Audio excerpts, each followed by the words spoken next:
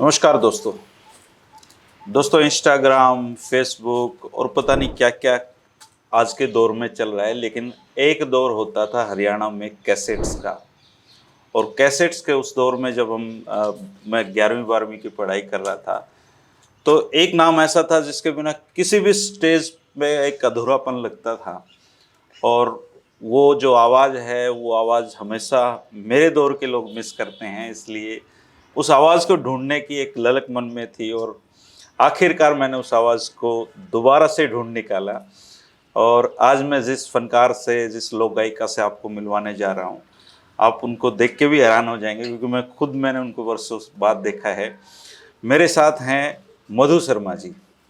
मधु शर्मा जी ने हरियाणा में एक दौर में, उस दौर में लोकगीत गाए हैं, उस दौर में अपनी गायकी का नमूना पेश किया है, जिस दौर में महिलाओं का स्टेज पे खड़ा होना तक मुश्किल होता था। सबसे पहले तो मधु बहन जी, आपका स्वागत है हरिभूमि टीवी पे। धन्यवाद। मैं धन्यवाद करती हूँ हरिभूमि टीवी वालों का, दिल से धन्यवाद। सबसे पहले तो मैं आपसे ये जानना चाहता हूँ कि आप एकदम से अचानक, मतलब कहाँ चले गए आप? नहीं, मैं तो कहीं नहीं गई, मैं तो यहीं थी जी। बस थोड़ा यूं था कि शादी हो गई थी, बच्चों में मस्त हो गए, गृहस्थी में मस्त हो गए। तो मिस तो करते होगे आप अपनी गायकी को, या नहीं, ऐसा कुछ अब नहीं है। काम वाम में ज्यादा बिजी हो गए काम बच्चों में? में मैं गवर्नमेंट जॉब में भी हूँ, बिजली विभाग में जी एज ए असिस्टेंट। जी। तो वहाँ भी समय देना पड़ता है। दूसरा, बच्चे छोटे हैं, बच्चों को भी समय देना पड़ता है, बस इस वजह से। अच्छा, मैं आपको बहुत पीछे लेके जाता हूँ। जी। कैसे आपका इस गायकी की दुनिया से जो पहला परिचय है वो कैसे हुआ? परिवार में कौन कौन लोग थे आपके? कहाँ से हो आप? मेरे परिवार में मम्मी, मेरे पिताजी, मेरे 2 बड़े भाई जी। और मेरी बड़ी सिस्टर थी। कहाँ के रहने वाले हो मैं आप? पेहवा की, बेसिकली मेरा जन्म पेहवा में हुआ। अच्छा। पढ़ाई भी वहीं से हुई। उसके बाद मैंने कुरुक्षेत्रा से डिप्लोमा किया इलेक्ट्रॉनिक्स का। अच्छा। तो बचपन से, उस टाइम तो दौर टीवी का इतना नहीं था, ब्लैक एंड वाइट टीवी होया करते, DD1 पे ही आया चित्रहार का कर। दौर था वो हाँ तो। बिल्कुल, दूरदर्शन, दिल्ली दूरदर्शन से प्रोग्राम आया करते। हम्म, फिल्म भी पूरे हफ्ते में 2 फिल्म आया करती। और चित्रहार का भी बुधवार शुक्रवार का टाइम होता था। तो हमारे दौर में तो जब हम बच्चे थे, माँ बाप टीवी वगैरह को नहीं इतना देखने नहीं देते थे। मेरी मम्मी थोड़ी स्ट्रिक्ट थी। अच्छा। टीवी वगैरह नहीं देखने देते थे, बच्चों को अलग ही बैठते थे। उसके बाद मैं छोटी थी तो मेरे डैडी भी, मतलब रागनी रोगनी, ये उनको शौक था? आकाशवाणी, हाँ, इधर सुनते थे वो। अच्छा। और बड़े भैया थे, वो भी रामलीला में जैसे राम का रोल निभाते थे और अच्छे गाते भी थे वो। तो उसके बाद ये करमपाल शर्मा की कैसेट चलती थी। अच्छा। इनकी मैं बहुत बड़ी जो फैन हूँ। जो शायद उत्तर प्रदेश जी, से उत्तर हैं। प्रदेश से हैं। और बचपन से उनकी रागनी सुनती थी। घर और में जैसे पिताजी लगा बिल्कुल देते थे। बिल्कुल, कैसेट घर में आती थी, सारी कैसेट सुनते थे। और इनकी आवाज़ में जो दर्द होता था ना, वो इतना दिल को छुआ कि मेरे भी मन में ये हुआ मैं रागनी गाऊं। अच्छा। तो तब तक मतलब कोई परिचय नहीं था आपका? नहीं नहीं था, मतलब रागनी का नहीं था। स्कूल टाइम में छोटी सी उम्र में ही, जैसे स्कूल में प्रेयर वगैरह और रामायण के दोहे वगैरह, ये कंपटीशन होते थे स्कूलों में, तो इसका रुझान था। तो 9वीं क्लास में मैंने पहली बार रागनी गाई थी। अच्छा, पहली रागनी गाई थी। उस टाइम हमारे वहाँ पे होते थे फतेह सिंह डागर तहसीलदार होते थे। बाद में तो खैर डीसी रिटायर हुए हाँ हैं। बिल्कुल बिल्कुल। तो बहुत ही अच्छे इंसान हैं। अच्छा, वो रागनी तो याद भी होगी आपको जो आपने जी पहली जी रागनी जी। गाई थी, कौन सी थी? कुछ उस सुना पाओ टाइम तो। मैंने लकड़ी के ऊपर गाई थी। अच्छा। वो नार लकड़ी का इंसान जो बिल्कुल, नारद जी ने कथा सुनाई, ये वाली थी लकड़ी अच्छा। की। सुन लो तुम भी करामात सब मेरे भाई लकड़ी की। लकड़ी तो उस टाइम में राइटर भी हूँ, मैं खुद लिखती हूँ गाने। लिखते थे गाने? बिल्कुल, उस 9th क्लास से शुरू किया था लिखना। तो फर्स्ट टाइम मैंने गाना लिखा था 26 जनवरी पे। अच्छा। स्कूल की तरफ से प्रोग्राम था, प्लस 9th, हाँ 9th में ही गाया था मैंने, वो ग्रुप में गाया था।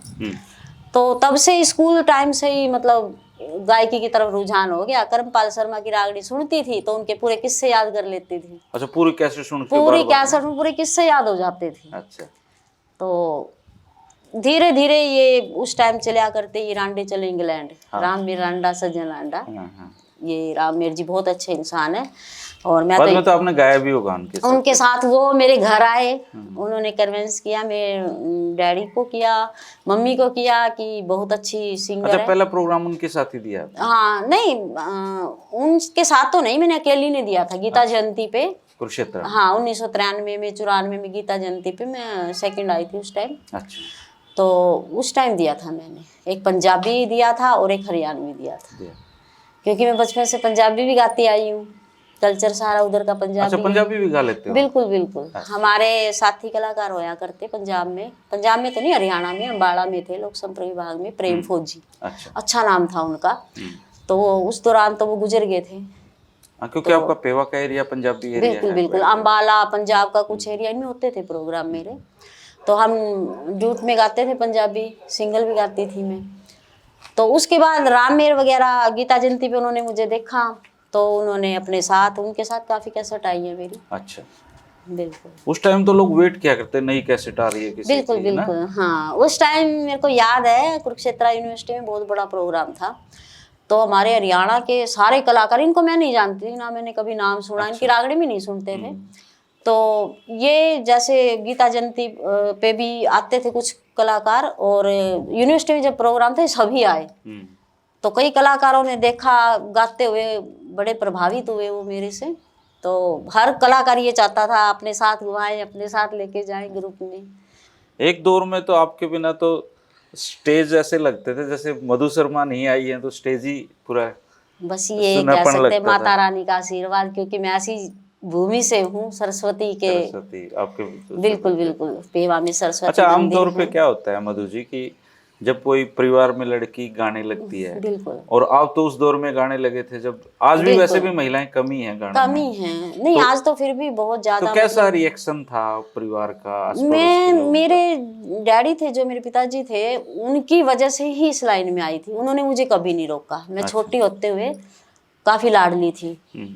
तो बड़े भाई मेरे एयरफोर्स में थे, और सिस्टर की भी शादी हो गई थी, आज भी एयरफोर्स में थे। उन्होंने कहा गाओ, तो मेरे डैडी ने कहा नहीं, अगर इसको गाने का शौक है इसको रोकना नहीं है। मेरी मम्मी हालांकि पुराने ख्यालातों की थी, मना करते थे पीछे ऐसे परिवार से थी, रूढ़िवादी परिवार से थी वो, लेकिन मेरे डैडी, मेरे मम्मी बताते हैं, मेरे दादाजी बहुत फ्रैंक और बहुत ये चाहते थे मेरी बेटियां, मेरी बहुएं पढ़ी लिखी हों, सर्विस करें, अच्छे तरीके से रहें, घूंघट घांघट ना करें। मेरे दादाजी कैसे विचार होते थे। मेरी मम्मी बताते थे उनके बारे में, मैंने तो नहीं उनको देखा।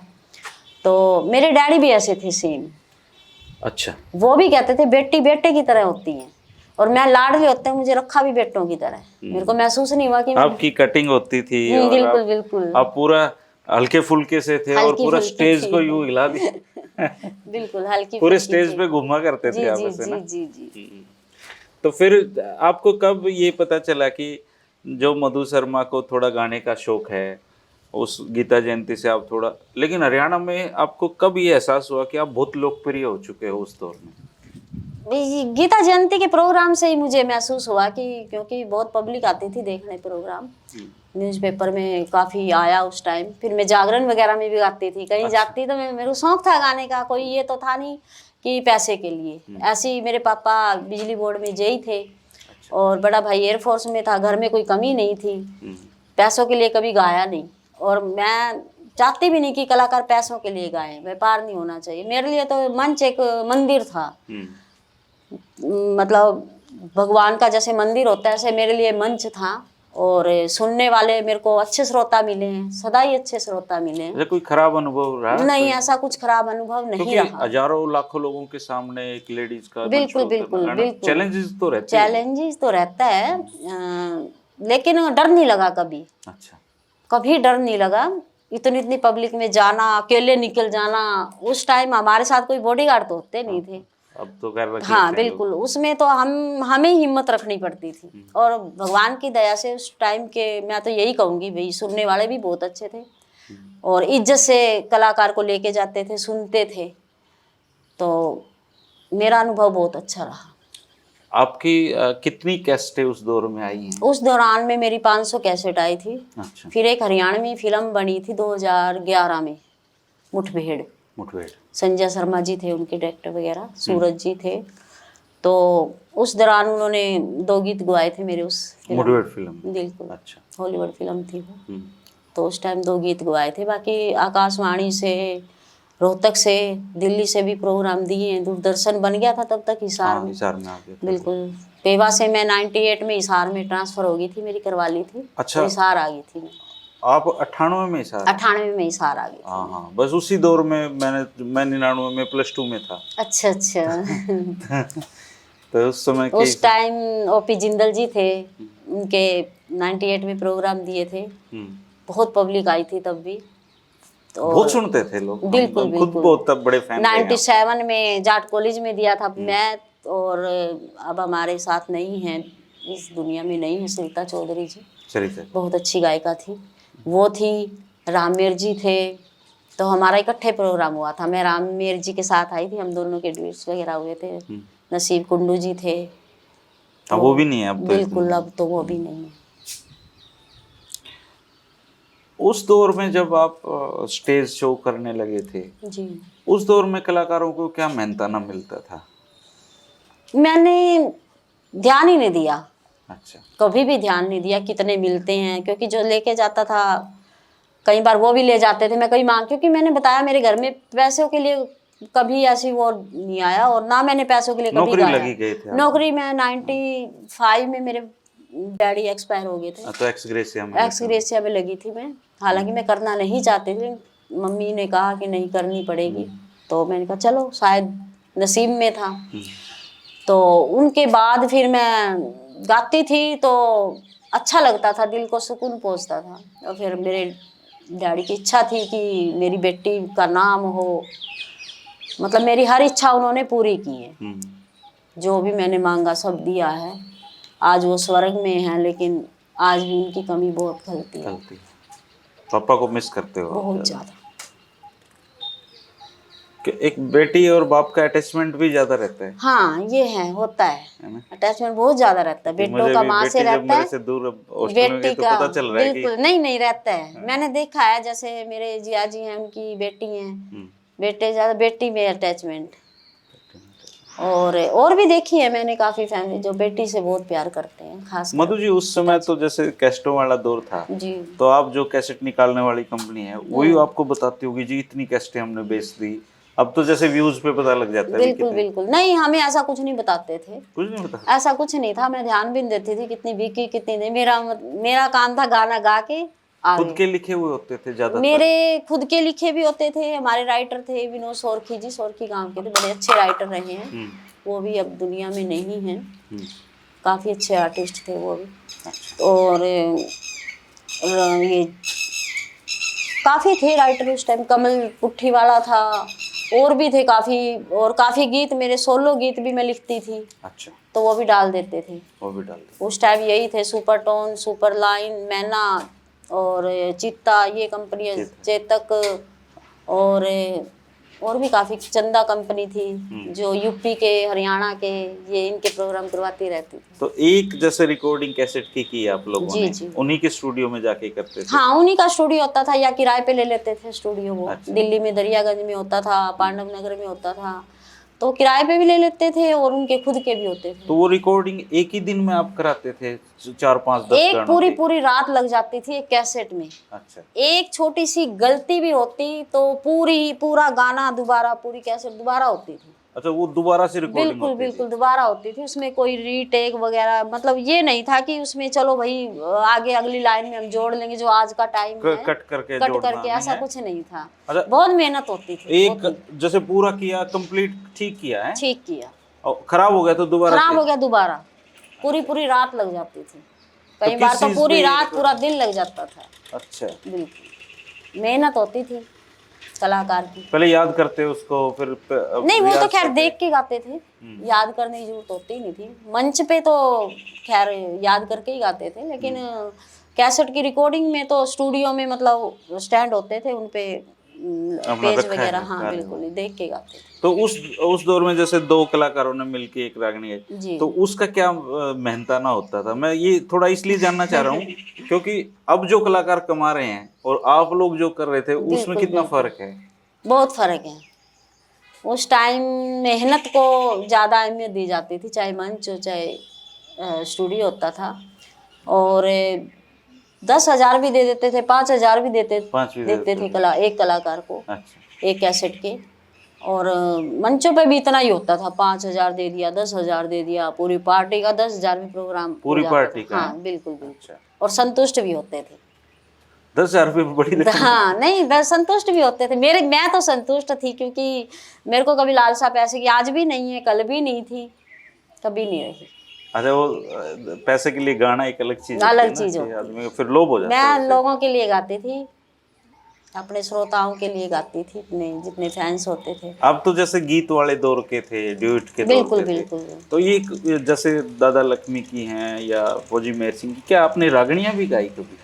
किस्से गाए हैं मैंने। अच्छा। मेरे राजेंद्र खरकिया के साथ किस्से आए हैं, रणवीर सिंह के साथ आए हैं, तो इनके साथ किस्से आए हैं मेरे। लोग किस्सों को कम पसंद करते थे, गीत को ज्यादा करने लगे। नहीं, हमारे टाइम में किस्से भी हम मंच पे गाते थे, किस्से बड़े सुनते थे। अच्छा। गोपी चंद की रागनी, चंद्रराज की रागनी हम गाते थे, तो वो सुनते भी थे। सुनते थे। बिल्कुल। तो सूरज बेदी जी हैं, सांगी हैं कुरुक्षेत्र से, मेरे बड़े भाई की तरह हैं, बहुत अच्छे सिंगर हैं। उनके साथ काफी मैंने गाए हैं, सांग में गाए हैं उनके अच्छा। साथ में, ड्यूट में गाए हैं, ये अच्छे तो किस्से गाए हैं। तो फिर आप कब तक गाते रहे? मैं गा ही रही थी जब तक शादी नहीं हुई थी। अच्छा, शादी करते ही बंद किया शादी आपने? करते ही थोड़ा सा रुझान भी कम हुआ, बस बच्चे हो गए। बच्चों में वही है कि अब जीवन, जब तक अकेली थी तो मंच को दिया अब जीवन, जिम्मेदारियां। तो ईमानदारी से निभाया मंच भी मैंने। और अब घर को दिया तो घर का भी ईमानदारी से निभा रही हूँ। मैं तो कहती हूँ निभाना भी चाहिए। अभी आपके जो हस्बैंड है मनोज जी, जी। उन्होंने एक क्लिप मुझे दिखाई थी अपने बेटे की, जो आपके, बिल्कुल बिल्कुल। वो की आवाज बहुत खनकती हुई आवाज है। बिल्कुल। तो क्या आपने कभी नोट किया है कि आपका बच्चा भी गा सकता है कभी आगे? किस तरह का, मैंने, या आप चाहते हैं वो आए गाए या नहीं चाहते हैं देखो गाए? मेरे चाहने से ना चाहने से कुछ नहीं होता, अपने दिल से होता है। अगर उसके कर्मों में है मेरी तरह, गॉड गिफ्टेड होता है ये, उसको भी शायद गॉड गिफ्टेड है। अब माँ से आए होंगे बिल्कुल पार्टी। बिल्कुल गॉड गिफ्टेड है। अगर आवाज अच्छी है उसकी, उसके पापा भी चाहते हैं कि वो भी सिंगर बने। अच्छा। बाकी देखो तो अभी भाग्य की जैसे आप बात है। काम करते हो घर पे खाली, जी जी। जब भी मौका आपको मिलता होगा, तो आप अपने दौर का कौन सा गाना आप गुनगुना लेते हो? मैं सुनना चाहता हूँ उसकी दो चार मैं लाइनें। मैं वैसे तो हिंदी गाने ज़्यादा गुनगुनाती हूँ, अच्छा। और हिंदी पंजाबी ये गाने मेरे को थोड़े ज़्यादा अच्छे लगते हैं। हरियाणवी हैं, रागनी, काफ़ी रागनी हैं, मैं गुनगुना भी लेती हूँ।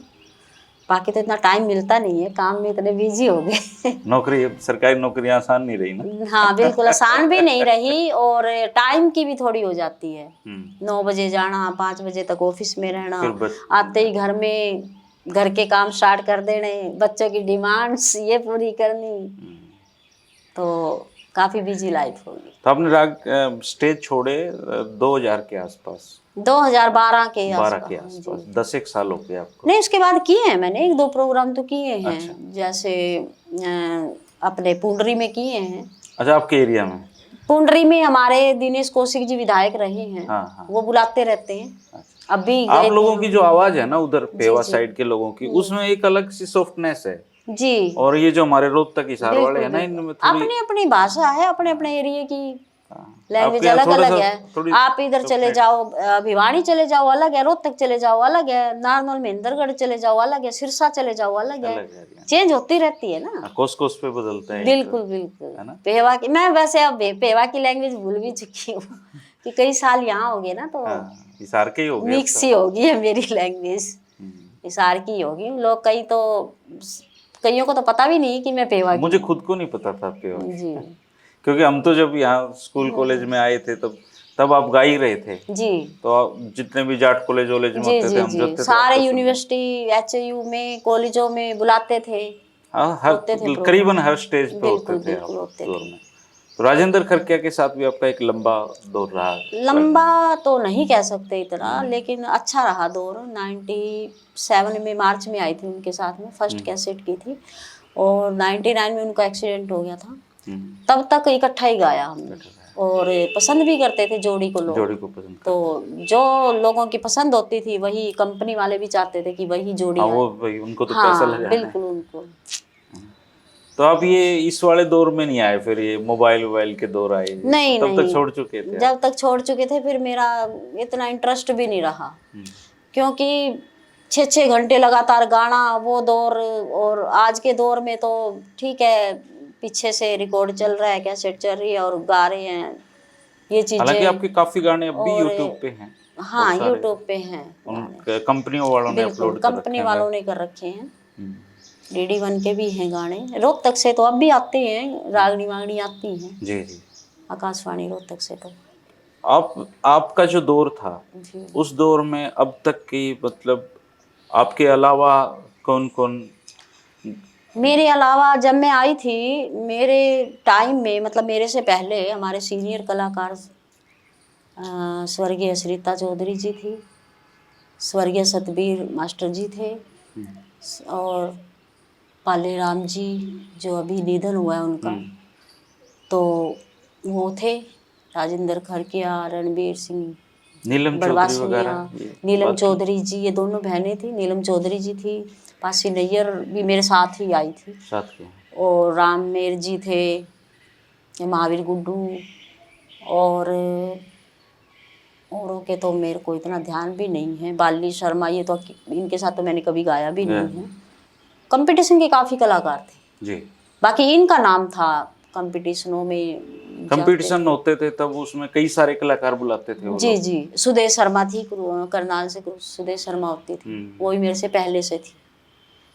तो कंपटीशन में क्या ये एक विनर भी करते थे, या फिर वैसे नाम ही कंपटीशन होता था, गाते सारे ही थे? गाते सारे ही थे, नामी जेंट्स का तो नाम ही होता था, जेंट्स तो करते थे कंपटीशन आपस में, लेकिन लेडीज रंग काट हाँ जिसको रंग काट बोलते वगैरह, लेकिन मैंने कभी रंग काट किया नहीं। एक प्रोग्राम था उसमें किया मैंने, सरिता ने, नहीं सरिता नहीं थी, नीलम, मैं और पासी, तीनों वो ही मिल के किया था। अच्छा, दोनों ने साथ में एक? तो तीनों ने? हाँ तीनों ने साथ में किया था और मिल के किया था। अच्छा, उस दौर में जैसे जब गाना बीच में आ रहा है तो आपके जो डायलॉग डिलीवरी होती थी, जी जी, तो ये इंस्टेंट तैयार होती थी या फिर कुछ पहले सोचा होता था? नहीं कुछ नहीं सोचा होता उस टाइम जो अगला बोल रहा है उसका जवाब दे रहा है। अच्छा, बिल्कुल। उसी आता उसी है टाइम दिमाग में? उसी टाइम अच्छा, शेरो शायरी करते थे, उसका जवाब देना उसी टाइम होता था, एट टाइम। काफी पसंद करते थे उस दौर में तो जी चीजें हाँ, नहीं उस पता। टाइम वो दौर ही अलग था, अच्छा दौर था, अच्छे सुनने वाले थे, अच्छे गाने वाले थे, अच्छा दौर था। उस टाइम तो स्टेज पे भी 10-10 रुपए मैंने देते हुए देखा है लोगों को। हाँ, लेकिन मुझे ये चीजें कभी पसंद नहीं आई कि पैसे दे रहे हैं। बिल्कुल, मैं कई प्रोग्रामों में तो मैं मना कर देती थी कि बीच में मत दो, ऐसे मत दो, या एंकर है कोई उसको दे दो, क्योंकि एक तो गाने वाला जो होता है ना वो भी डिस्टर्ब होता है गाते गाते, और बीच में मेरे को ये चीजें कभी पसंद नहीं आई, लेकिन मना भी कर देते थे काफी बार। जनता तो क्या मान सम्मान है। हाँ, मान सम्मान देती है उनका, हम सम्मान बड़े बड़े करते हैं। गायक भी कहते हैं 100 रुपए फलाने ने दिए हैं। जी, हम भी बोलना पड़ता था, वो बोलते थे जी बोलिए हमारा नाम बोलिए, बोलना पड़ता था, बोलते थे, उनको भी अच्छा लगता था। तो आपकी भी अपनी एक पार्टी थी या फिर आपके? जी मेरी भी, फिर मैंने बाद में पार्टी बनाई थी 2000 में। अच्छा, तो अभी तक 2012-13 तक पार्टी थी। अच्छा, पार्टी बनाई। कितने लोग थे उसमें? घड़वे? उसमें घड़वे वाली पार्टी मैंने नहीं बनाई, मैंने उस टाइम तो पक्के साज आ गए थे, ढोलक, हारमोनियम, और ये बेंजू, इलेक्ट्रिकल बेंजू आ गया था उस टाइम, नगाड़ा आ गया था। तो मेरी पार्टी, मैं तो यही कहूँगी कि हरियाणा में सबसे अच्छी मेरी पार्टी थी। अच्छा, भी मंच पे कभी कोई नशा नहीं किया उन्होंने, और अच्छा बजाया है, अच्छे मतलब रिस्पेक्ट देते थे सबको। तो आपने अच्छे लोग आप टोटल जो गायकी का आपका दौर था, कितने स्टेज शो किए होंगे उस दौर में? कोई इतना तो किताब याद है? नहीं थे, हजारों प्रोग्राम किए। हजारों प्रोग्राम? जी, हजारों प्रोग्राम, बहुत प्रोग्राम करते थे। 500 से ज्यादा? ये लगा लो आप, महीने में 28 दिन प्रोग्राम रहते थे। आज यहाँ गाड़ी और में। पॉलिटिकल ये इलेक्शन वगैरह होते थे जब, इलेक्शनों में तो ये कैंपेनिंग भी? जी मैंने प्रधानमंत्री तक के प्रोग्राम किए हैं। अच्छा, मनमोहन सिंह जी थे उस टाइम, तो उनका प्रोग्राम हिसार में ही हुआ था उस टाइम। आप यकीन नहीं मानोगे, दिन में मायावती का प्रोग्राम सुबह, दोपहर को इनका मनमोहन जी का प्रोग्राम, शाम को बीजेपी वालों का प्रोग्राम। अच्छा, तीनों। मतलब उस टाइम ये नहीं था कि मधु ने उसका गा दिया। अच्छा, अलग अलग पार्टियों के जी भी जी सेम डे में जी, कर देते ओपी थे। जिंदल जी मुझे परमानेंट बुक कर लेते थे कि अगर दिन में 3 प्रोग्राम मधु ही करेगी। अच्छा। वो बेटी मानते थे। हम्म, तो और मेरा मतलब दुर्भाग्य था कि इतनी जल्दी चले गए दुनिया से वो। अच्छे नहीं, इंसान। अच्छे लोगों को नहीं जाना चाहिए। अच्छे थे, बहुत अच्छे थे, बहुत प्रोग्राम करवाए उन्होंने और बहुत ही मतलब जमीन से जुड़े हुए व्यक्ति थे वो। वो करवाते थे। और हिसार में बीजेपी के प्रोग्राम, जिंदल जी के प्रोग्राम, कुलदीप जी के प्रोग्राम, मतलब मैंने कोई, मेरे लिए सब बराबर था। मैं अच्छा, वो सबके। जैसे एक कैंपेनिंग में आप जा रहे जी हो, तो लोग तो कई बार ऐसा हुआ है कि जो नेता है उसको सुनने की बजाय लोगों ने हाँ, आपको ही काफी बार हुआ है, काफी दफा उठ हुआ के है। ही चले गए नेता हाँ, का उठ नंबर के है। भी चले गए। और कई बार ऐसा भी हुआ है कि हुटिंग भी हुई है। फिर कि हमें, उनको ही लाओ है। जी जी, नहीं, हमें खड़े होके कहना पड़ता है चलो एक रागनी करवाएंगे, एक भाषण करवाएंगे। अच्छा। जी। खैर, आपने अपनी जिंदगी में सारी शोहरत और ये सब चीजें सब, देख ही ली है ना। हाँ, सब कुछ देख लिया। ये कहते हैं कि चढ़ते सूरज को सलाम होता है, ये चीजें भी देख ली। अच्छा, इस दौर में जो आपने जैसे गायकी को छोड़ा, बिल्कुल। तो आपके जो साथी हैं जो रहे जी। हैं जिनके साथ, क्या किसी ने याद किया मधु शर्मा को कि कहाँ करते है? हैं, सभी करते हैं। मेरे जो साथी वो तो मिलने भी आते हैं, कलाकार साथी तो नहीं, खैर सब दूर दूर हैं, सब अपने अपने बिजी हैं। लेकिन मेरे पार्टी वाले बच्चे तो आज भी मिलने आते हैं। अच्छा। यही शहर के ही हैं वो, गांव के आसपास। और एक आधा कोई प्रोग्राम होता है ऐसा पर्सनल करती भी हूँ मैं, तो वो जाते भी है मेरे साथ में, जाते हैं। मेरे बच्चों की तरह थे वो, मेरा परिवार है। मतलब उनके आगे शादी में, कोई दुख सुख में मैं जाती रही हूँ। एक थोड़ा सा और, थोड़ा अब मैं, मुझे पता है आप बता दोगे कि जैसे आपने कहा चढ़ते सूरज को सलाम जी करते हैं, जी। ये इसको थोड़ा सा और बताओ इस बात को कि चढ़ते कैसे। सूरज का ये सभी को पता है। जब तक मंच पे नाम होता है, शोहरत होती है, तो सभी मतलब उसको रिस्पेक्ट भी देते हैं, बुलाते हैं। और जब कोई और आ जाता है तो वो पुराने जो होते हैं उनको भूल जाते हैं, लोग भी भूल जाते हैं। और वो तो जी, एक दौर होता है दौर सबका जी, होता अलग है। अलग। अब तो आपको लेकिन कोई पहचानेगा भी नहीं। हाँ, नहीं पहचाने, उस अगर टाइम आप कटिंग जाके थे, कहो, बाल बढ़ा लिए। हाँ, हमारे दौर के लोग तो फिर भी मतलब आपको एक बार देख के, कई क्योंकि बार मैं बाल ऑफिस बढ़ गए आपके। ऑफिस में होती हूँ तो कई बार मिलने वाले आते हैं तो वो बड़ा हैरान होते हैं। कई बार तो मैं ही बोलती हूँ उनसे। वो बोले कि मधु जी आप पहचान लिया आपने? मैंने कहा आपने तो नहीं पहचाना, मैंने तो पहचान लिया। मेरा स्वभाव शुरू से ऐसा व्यवहारिक रहा है। मतलब मैं कभी किसी इंसान को भूलती नहीं हूँ, अच्छा, याद रह जाती है किसी की। खासकर जिसने मेरे ऊपर एहसान किया हो, अच्छा, उनको तो मैं कभी भी नहीं भूलती। ये भी अच्छी आदत है वैसे। बिल्कुल। आजकल लोग एहसानों को जल्दी भूलते जल्दी हैं। भूलते, लेकिन मैं नहीं भूलती। तो अभी आपकी कितनी सर्विस और बाकी है? अभी तो पूरा अभी मेरी 9 साल बाकी है 9 सर्विस। साल बाकी जी, है। 9 साल तो सर्विस बाकी। बेटे के बहाने या कभी दोबारा से देख पाएंगे आपको इस दौर में लोग, या फिर बस? बेटे का भाग्य अगर होगा तो बेटा इस लाइन में आएगा। मैं चाहूंगी कि वो भी दिल से गाए, उसका भी नाम हो। अभी तो मेरे ख्याल छोटा ही है, छोटा ही 10 साढ़े 10 साल का है 10 अभी। साढ़े 10 साल का है। तब उसका रियाज वगैरह अभ्यास करवाते हो? बस अभी मेरी ये सोच है अभी वो पढ़ ले, पढ़ाई जरूरी है जीवन में। मैं भी साथ साथ पढ़ती भी रही हूँ। मेरे को ये नहीं कि पढ़ते टाइम ही, ठीक है, स्कूल टाइम में स्कूल में गाते रहे हैं तो उसी से रियाज हो जाता है। मेरे को कभी किसी ने रियाज नहीं करवाया, मैंने कोई प्रैक्टिस नहीं की कभी, बचपन में भी नहीं की। सुन के ही याद होता गया। अच्छा, याद कर और लेते थे बिल्कुल उसको। याद कर लेती थी। तो जैसे आपने स्टेज छोड़े तो किसी ने आपको साल 2 साल बाद कहा कि आओ मधु जी प्रोग्राम करो? हाँ, कहा है, अच्छा। बिल्कुल कहा है। बुलाते हैं कई, लेकिन कई ऐसी जगह है जहाँ जाना भी पड़ता है। एक दो अगर जगह अब ऐसी मान लो है। आप जैसे अभी आओ स्टेज पे, जी। तो क्या वो मधु शर्मा बाकी है अभी, या फिर भूल गए हो खुद को? नहीं, क्या लगता है आपको? फर्क तो पड़ ही जाता है काफी, जब गैप आ जाता है फर्क। कॉन्फिडेंस का फर्क पड़ता है ना? कॉन्फिडेंस तो इतना नहीं, खैर कॉन्फिडेंस तो उतना ही है। पूरा है। बिल्कुल, अच्छा कॉन्फिडेंस उतना ही है। अच्छा अच्छा।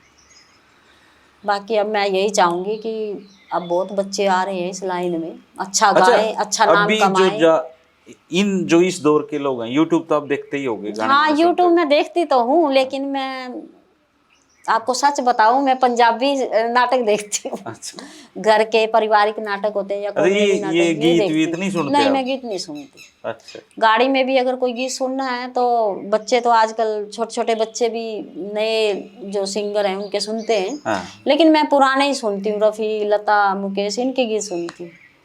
अच्छा यही आपका पसंद है। मतलब उस तरफ रुझान हो नहीं, गया उस आपका। तरफ नहीं है, वो तो पहले भी नहीं सुनती थी मैं, बचपन में, जैसे मैंने अब बताया तो कि। मधु जी ये जो हरियाणवी रागनी का जो जी या जी, हरियाणवी गायकी का इसका लेवल ही अलग हो गया है, अब तो बिल्कुल गाने लेवल। ऐसे बनते हैं। समाज के साथ, जमाने के साथ बदल गया सब कुछ, हाँ अब तो, और बदलना भी चाहिए, हम और उसे रोक नहीं सकते।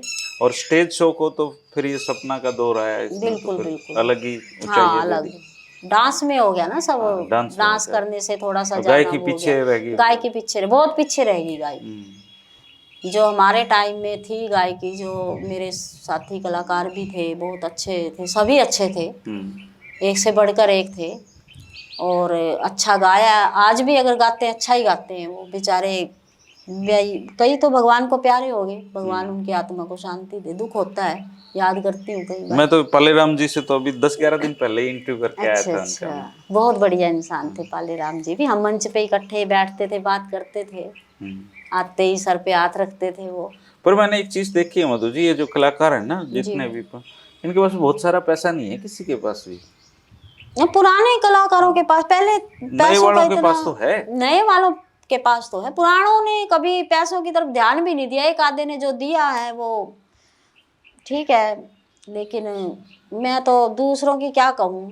उस टाइम तो ये था कि बस प्रोग्राम करना है, पैसों की तरफ मैंने तो खैर कभी ध्यान दिया नहीं। बचत बचत की है आपने जो नहीं, स्टेज। मैंने कभी नहीं, कभी गायकी से कभी नहीं कमाया मैंने। अच्छा। हाँ, जो था इनमें जो पार्टी वाले लड़के होते थे उनमें दे देना, उनमें बात, कभी नहीं। शौक ज्यादा रहा हाँ आपका बिल्कुल, उसमें। मैं एक कभी भी गायकी को मैं पूजा की तरह लेती थी कि ये पूजा है। ठीक है, मेरे को शौक था, वो पूरा हो गया, नाम कमाना था, कमा लिया। और ऐसा हर दौर में चलता है कि गायकी की आलोचनाएं भी होती हैं होती हैं आपके आलोचनाएं, तरीके। होती हैं, बिल्कुल होती हैं, आज भी होती हैं आलोचनाएं तो उनको किस तरीके से लेकिन देखते थे आप? जो भी गायक है उनको इन चीजों पे ध्यान नहीं देना चाहिए। अपना ठीक है, अपनी लाइन है, लक्ष्य है अपना, उसको लक्ष्य को देखो अपना। लोग लोग सुन हैं, रहे हैं तो हर हम तरह सुना के रहे हैं। लोग हैं, अपने परिवार में भी अच्छे बुरे सब लोग हैं, तो हम उनको तो बदल नहीं सकते। उनको वो कोई क्या कह रहा है, मैं तो यही कहूँगी, कोई भी इंसान जो सुनता है, किसी भी कलाकार को सुनता है, नए को पुराने को, उसके बारे में वो इतना नहीं जानता।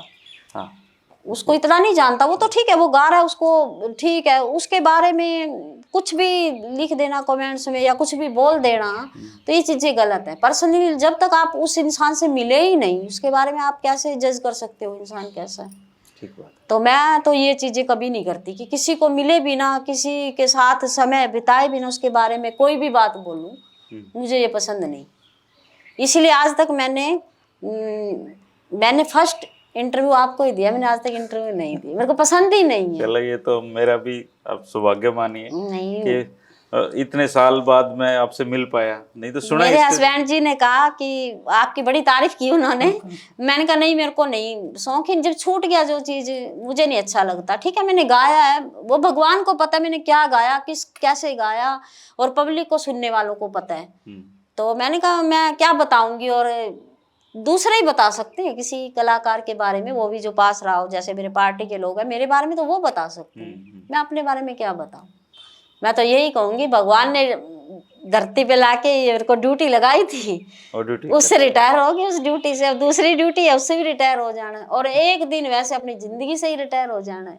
लेकिन जितना जीवन हो ईमानदारी से निभाओ, चाहे मंच हो चाहे परिवार हो, कोई भी मतलब किसी भी फील्ड का है, जो भी अब अपनी ईमानदारी से तो निभाओ। आप तो चलो लकी रहे कि आपके पापा ने कहा करो। बिल्कुल, जिस मेरे को दौर में बहुत आप सहयोग दिया। जिस दौर में आप स्टेज पे गाते थे, उस दौर में लड़कियों की मतलब वहां तक पहुंचना बहुत मुश्किल काम था। बहुत मुश्किल था। पेहवा से मैं अकेली ऐसी लड़की आई थी जिसको हरियाणवी लैंग्वेज भी नहीं आती थी। अच्छा। और मैं सच बताऊं, मैं आपको, मैं समझ भी नहीं पाती थी। कहीं जैसे गाने रिकॉर्डिंग होती थी, कई वर्डिंग ऐसी होती थी जो मेरे को नहीं समझ आती, पता इसका नहीं। मतलब क्या है। कंपनी राइटर लिख देना, कंपनी ने गवा लेना, मुझे नहीं पता उसका मतलब क्या होता था। वो गा देते थे। हाँ, काफी दिन बाद जैसे आपस में कलाकार वो बताते थे इसका मतलब ये है, तब धीरे धीरे पता चला, क्यों वहां तो लैंग्वेज ही अलग है पेवा की तो हाँ, language। बिल्कुल और अलग। फिर करमपाल की फैन थी, करमपाल की रागनी सुनती थी। मिले करम आप करमपाल जी से कभी? नहीं, मैं कभी इकट्ठे हमारी कभी अब तो रिकॉर्डिंग भी नहीं काफी बुजुर्ग हुई। हो गए होंगे हाँ, वो। कभी मिली नहीं हूँ। मेरी कल ही मतलब मैं उनको, लेकिन मेरे को लगता है कि जैसे पता नहीं पिछले जन्म का उनसे कोई संबंध है, ऐसे लगता है मेरे को। मैं बहुत जाऊंगा मतलब वैसे इतना उनसे दर्द मिलने। उनकी आवाज में है ना, इतना दर्द मुझे किसी भी कलाकार में आज तक लगा नहीं, हरियाणा के कलाकार में या यूपी के, जितना दर्द उन्होंने किस्सों में दिया है ना।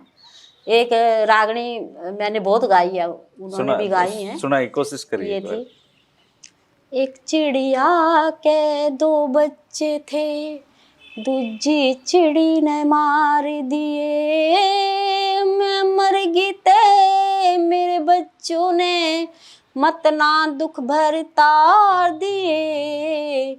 एक चिड़िया के दो बच्चे थे, एक चिड़े की चिड़िया मर गई, दूजी लाया ब्याह के, देख सोत के बच्चों ने वहाँ बैठ गई गम खा के, चीड़ा घर ते चला गया फिर समझा और बुझा के, उस पापड़ ने दोनों बच्चे तले गिर दिए ठाके, चोंच मार के घायल कर दिए, चोंच मार के घायल कर दिए, चिड़िया ने जुल्म गुजार दिए, एक चिड़िया के दो बच्चे थे।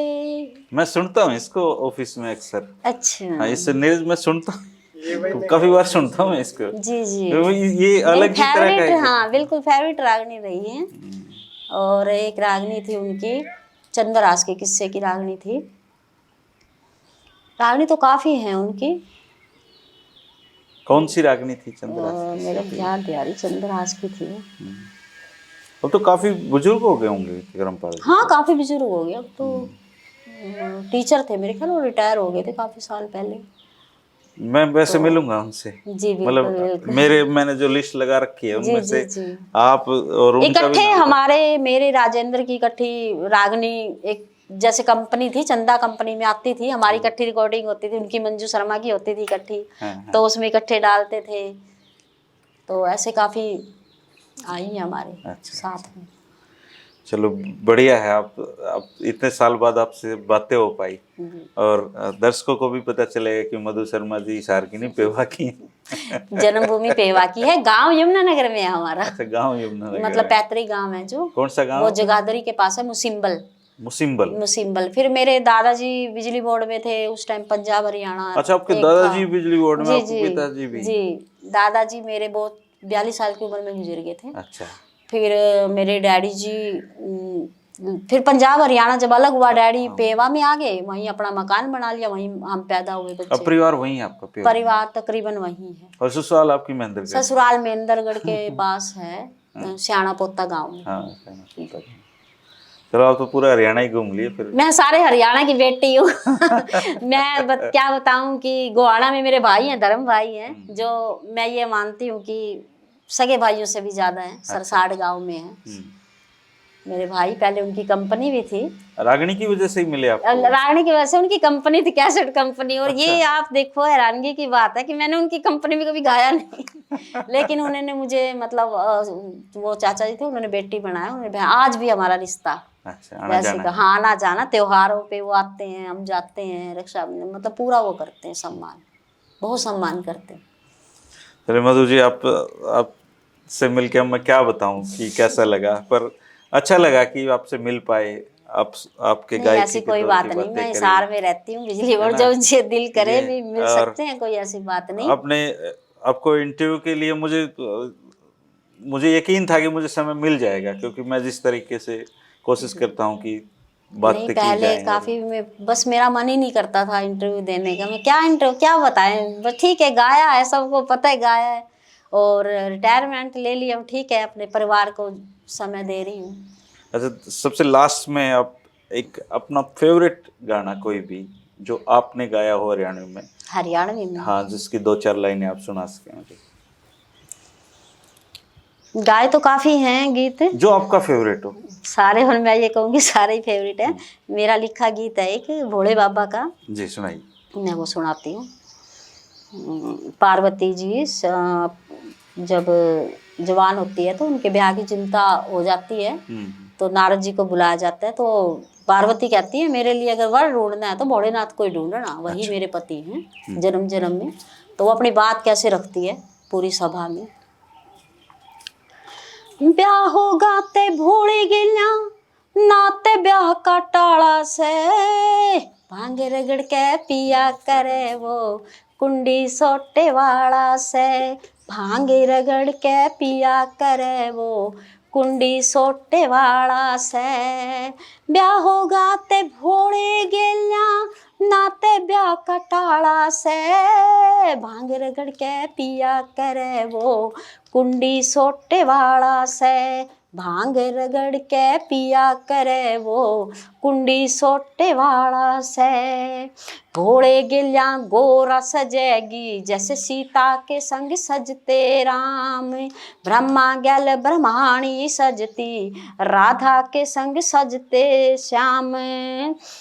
विष्णु गिले सजय लक्ष्मी सावित्री संग सत्यवान, जोड़ी तो संजोगी बनावे कर सकता ना कुछ इंसान, जोड़ी तो संजोगी बनावे कर सकता ना कुछ इंसान।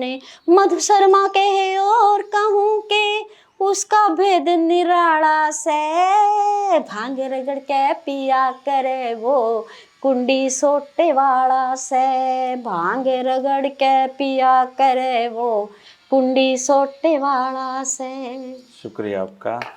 दोस्तों, ये थी मधु शर्मा जी। बहुत साल बाद आप इनको देख रहे होंगे, तो ज़रूर इनको बताना कि आप इनको मिस करते हैं, और कहीं ना कहीं दिल के किसी कोने में ये भी अपने स्टेज मिस करते होंगे। हालांकि पारिवारिक जिम्मेदारियां सबको पूरी करनी पड़ती हैं, महिलाओं को थोड़ी ज़्यादा करनी पड़ती हैं, लेकिन आप मधु शर्मा जी को ये बताना ज़रूर कि आप इनके दौर को याद करते हैं। और आपने समय दिया, इसके लिए आपका बहुत शुक्रिया, धन्यवाद। आपका बहुत बहुत धन्यवाद।